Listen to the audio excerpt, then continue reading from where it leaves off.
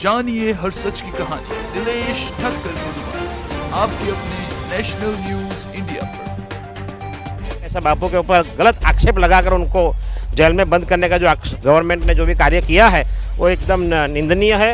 मैं उसका निंदा करता हूँ उस कार्य को। और जो आश्रम है जहाँ से बापू का मूड है अहमदाबाद, वहाँ से बापू का वो स्थान है, वहाँ से हजारों लोगों को वहाँ से सेवा मिली है।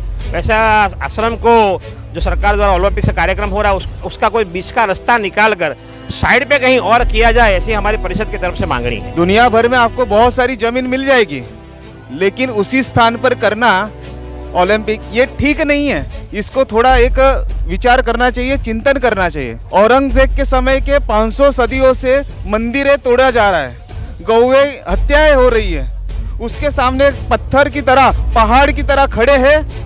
तो हमारे प्रथम संत जो भी धर्म स्थान आते उसको डिस्टर्ब ना करके, अगर डिस्टर्ब करना है तो बहुत सारे जो रास्ते के भीतर, जो हाईवे के भीतर जमीन से उगकर दरगाहें बनती है, चर्चे बनते, उनके लिए भी एक प्रश्नार्थ करें। सोलंकी, विश्व हिंदू परिषद दक्षिण गुजरात प्रांत सामाजिक समरसता प्रमुख। अभी एक खबर निकलकर सामने आ रही है, संत आसाराम जी बापू का अहमदाबाद आश्रम और दूसरे 2 आश्रम, उनको सरकार के तरफ से नोटिस जारी हुई है क्योंकि ओलंपिक होने वाले 2036 में, तो 5 दिन के अंदर खाली करने के लिए नोटिस जारी हुई है। तो क्या कहेंगे आप?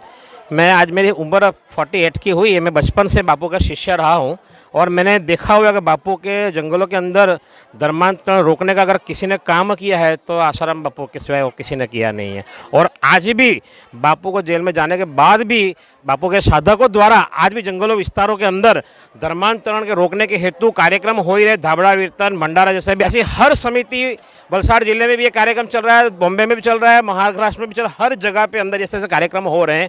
बापू के ऐसा सेवा कार्य करने वाले, ऐसा बापू के ऊपर गलत आक्षेप लगाकर उनको जेल में बंद करने का जो गवर्नमेंट ने जो भी कार्य किया है वो एकदम निंदनीय है। मैं उसका निंदा करता हूँ उस कार्य को। और जो आश्रम है जहाँ से बापू का मूड है अहमदाबाद, वहाँ से बापू का वो स्थान है, वहाँ से तो जो कार्य वहाँ सेवा कार्य हुए हैं, हजारों की संख्या में सेवा, वहाँ से लोगों का जीवन का उद्धार हुआ है, हजारों लोगों को वहाँ से सेवा मिली है।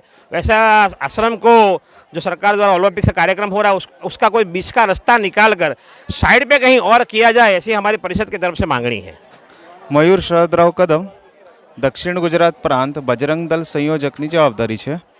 जिस प्रकार से जो मंदिर को तोड़ा जा रहा है और उसी स्थान पर ओलंपिक का मैदान बना रहे, एक तरफ से राष्ट्र का उत्थान हो रहा है और दूसरी तरफ से विधर्मी की ओर से धर्म की आहुति करने का एक प्लानिंग कर रहा है, एक षड्यंत्र हो रहा है। मैं बजरंग दल से हो तो हमारे हितार्थ में सबसे पहले अगर चीज़ आती है तो सभी मंदिर, मठ मंदिरों की सुरक्षा, सभी साधु संतों की सुरक्षा। तो हम एक सरकार से विनती कर रहे हैं कि यह विचार को साइड में रखकर, दुनिया भर में आपको बहुत सारी ज़मीन मिल जाएगी, लेकिन उसी स्थान पर करना ओलंपिक ये ठीक नहीं है। इसको थोड़ा एक विचार करना चाहिए, चिंतन करना चाहिए, क्योंकि 50 साल से अधिक ये स्थान है, वहाँ पे सभी की श्रद्धा जुड़ी हुई है।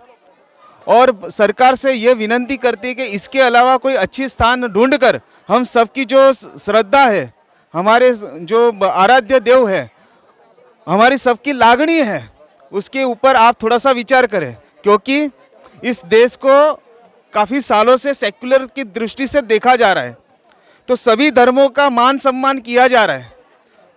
हम ये चाहते कि हमारे हिंदू धर्म समाज का भी आप मान सम्मान करो, क्योंकि औरंगजेब के समय के 500 सदियों से मंदिरें तोड़ा जा रहा है, गौए हत्याएं हो रही है, उसके सामने पत्थर की तरह पहाड़ की तरह खड़े हैं। तो हमारे प्रथम संत उनका आशीर्वचन लेकर खड़े हैं कि आज के युवान जो बजरंग दल का काम करते, देश का बल बजरंग दल, ये विचार लेकर हम ये मंदिर को नहीं तोड़ने देंगे और कोई अच्छी स्थान पर ओलंपिक आयोजन हो और किसी भी मंदिरों को नष्ट न हो, ऐसी सरकार और वहाँ के प्रशासन से एक अपेक्षा रखते, शुभकामना देते कि आपके कार्य भी अच्छा है, लेकिन उस कार्य में धर्म अगर आ रहा है विहीन, तो सभी धर्मों का वही इसी तरह से आप सम्मान करिए, ये अपेक्षा है। जय श्री राम, हर हर महादेव। जानिए हर सच की कहानी दिनेश ठक्कर की जुबान, आपके अपने नेशनल न्यूज इंडिया पर।